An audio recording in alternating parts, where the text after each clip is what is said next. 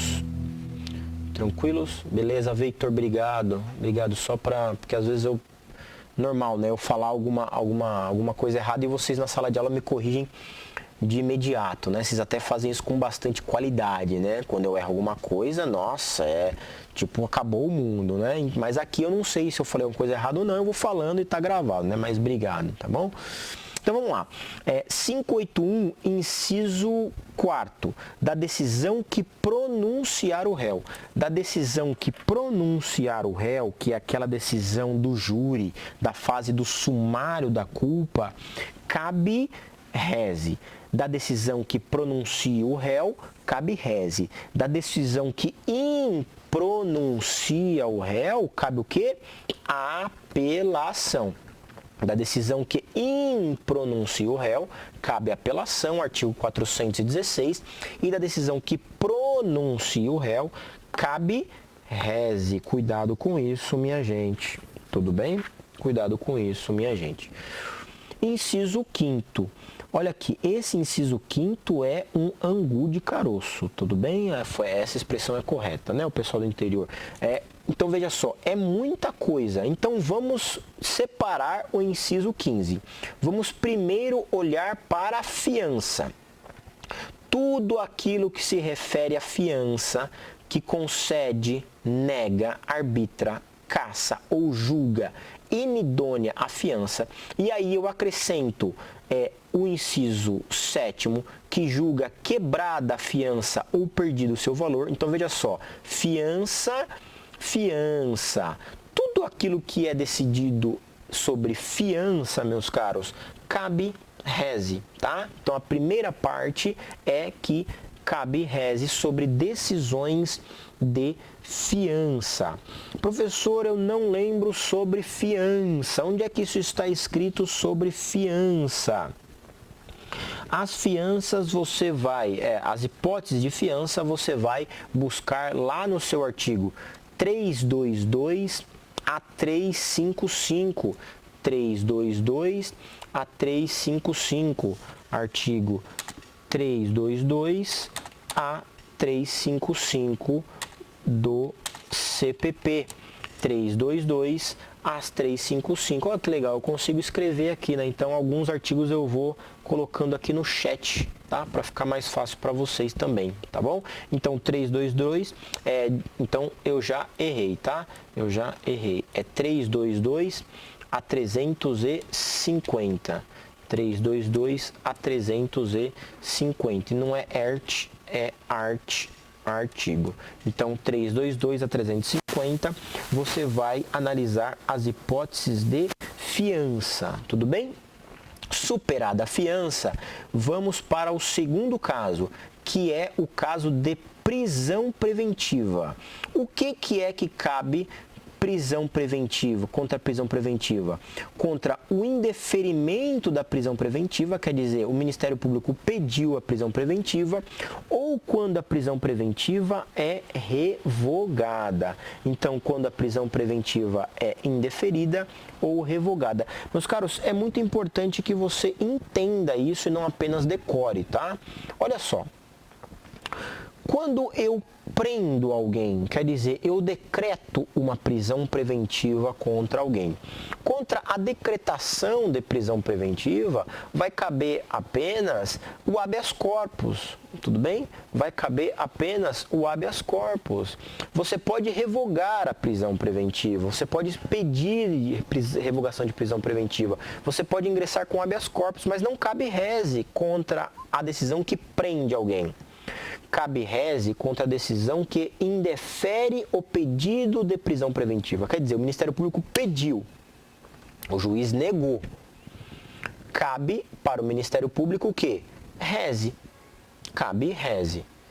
Também quando a prisão preventiva é revogada. Imagine que alguém está preso preventivamente. Aí o juiz analisa e ele, de ofício, entende que não há mais fundamentos para aquela prisão preventiva e, então, revoga a prisão preventiva. Como a pessoa foi colocada em liberdade, cabe, então, a possibilidade do reze. O que já falamos do inciso 7º, vamos para o inciso 8º. Cabe reze contra a decisão que decretar a prescrição ou julgar de outro modo extinta a punibilidade. Inciso 8º. Tudo bem? Se a declaração de extinção de punibilidade ocorrer já no processo de execução, você já sabe que não cabe reze, cabe a lei de execução penal, artigo 197, cabe o agravo em execução nos termos da lei de execução penal 197. Tudo bem? O que é a extinção de punibilidade? O que é a extinção de punibilidade? Você pode estar aí se perguntando. O que é a extinção de punibilidade? A extinção de punibilidade, ela está descrita lá no Código Penal. Então você precisa pegar o Código Penal e ver quais são as possibilidades de extinção de punibilidade. Eu vou colocar aqui no chat, que é o artigo 107 do Código Penal agora, não do CPP, do Código Penal. Artigo 107, ele vai falar da extinção de punibilidade. Quaisquer uma daquelas possibilidades de extinção de punibilidade, dentre elas a decretação de prescrição, cabe reze.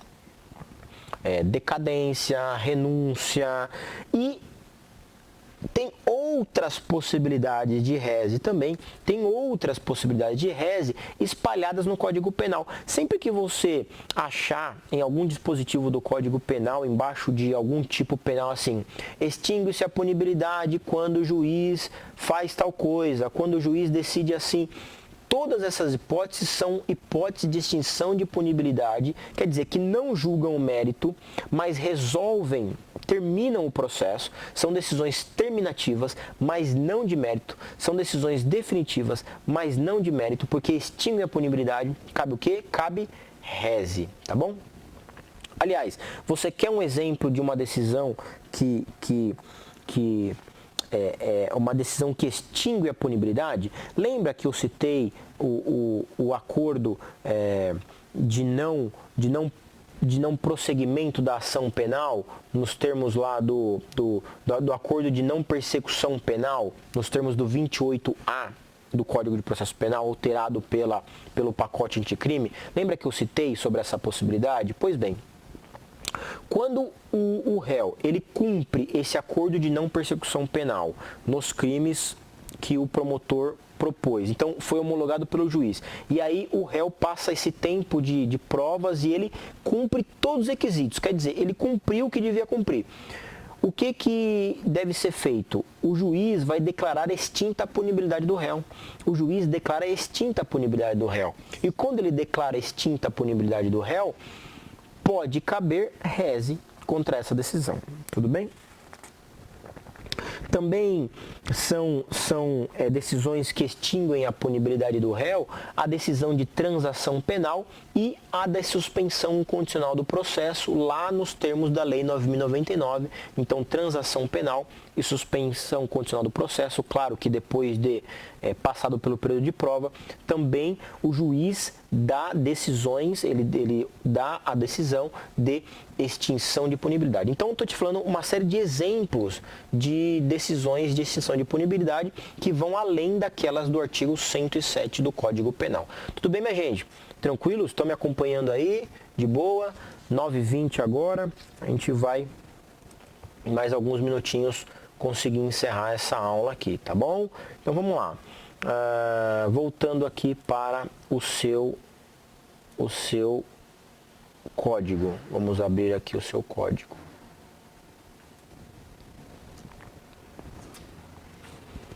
Então, estávamos falando do 8º.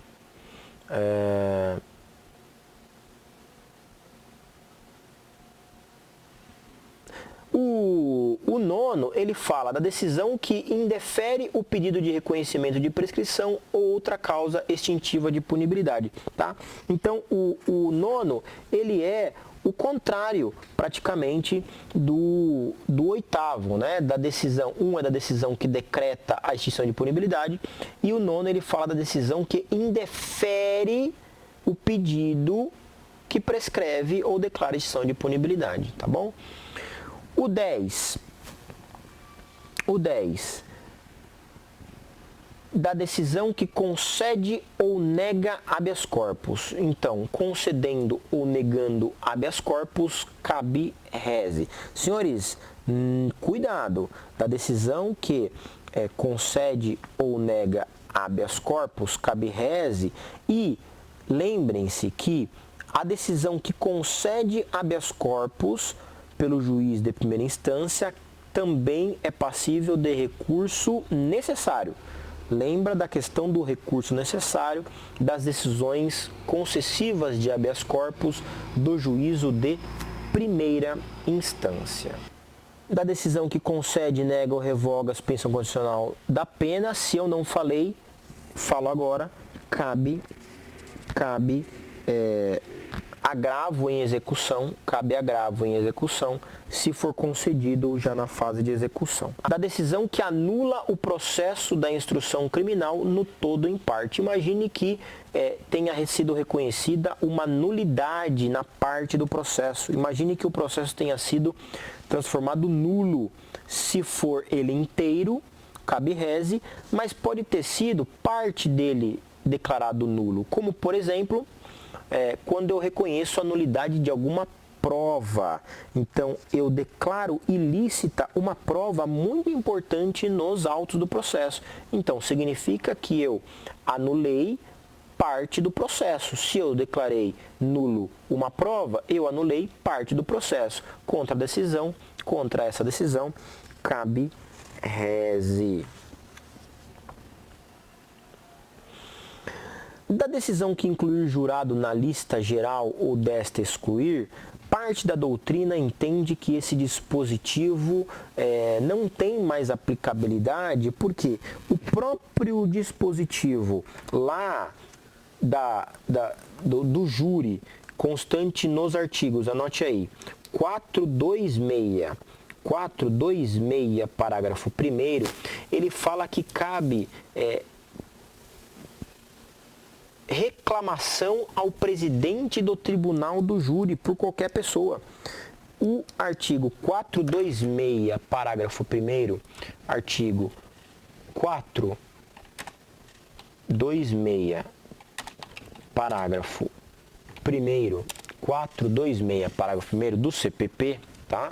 Do CPP, ele vai dizer que cabe reclamação ao presidente do tribunal do júri quando um jurado for incluído ou excluído da lista. Não é lá no plenário, não é aquela decisão lá que o promotor e o advogado eles escolhem 3 pessoas no plenário, não é isso. É da lista de jurado, aquela lista que é publicada em outubro e novembro de cada ano. Por conta desta alteração do júri, muitos entendem que esse dispositivo do inciso 14 não tem mais aplicabilidade, muito embora ele esteja aqui ainda, e parte da doutrina entende que ainda assim é viável essa possibilidade. A decisão que denega a apelação ou julga deserta, denega a apelação não recebe apelação pelo juízo de primeira instância, como eu já havia dito para vocês na primeira parte da aula. E da decisão que julga deserta a apelação não é mais aplicável. A decisão que julgava deserta a apelação era aquela decisão do réu que fugia após apelar. Então imagine que um réu ele fosse condenado, ele era condenado, aí o advogado ingressava com apelação e ele fugia da cadeia ou fugia para não ser mais encontrado. Desta fuga se julgava deserta a apelação, quer dizer, a apelação não tinha mais aplicabilidade. Inclusive, muitas vezes o réu tinha que se recolher preso para apelar. Então, deserta a apelação não é mais aplicável. Legal. Da decisão, onde estamos? aqui, da decisão que suspende o processo em razão de questão prejudicial, da decisão que suspende o processo em razão de questão prejudicial. Mas, gente, questão prejudicial são aquelas questões que você encontra lá no artigo 92 a 94 do Código Penal. Artigo 92 a 94 do Código Penal. 92 a 94 do Código Penal, do Código de Processo Penal, tá? 92 a 94 do Código de Processo Penal. Questão prejudicial é uma questão que ela prejudica o andamento da ação penal.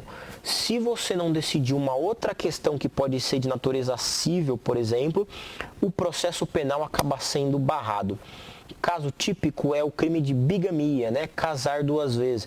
Imagine que o bígamo, aquele que está sendo processado por ter casado duas vezes, tenha uma ação cível que corre em paralelo, que diz que ele afirma que aquele casamento, o primeiro casamento dele é nulo, tá? É nulo, eles nunca se casaram, por exemplo.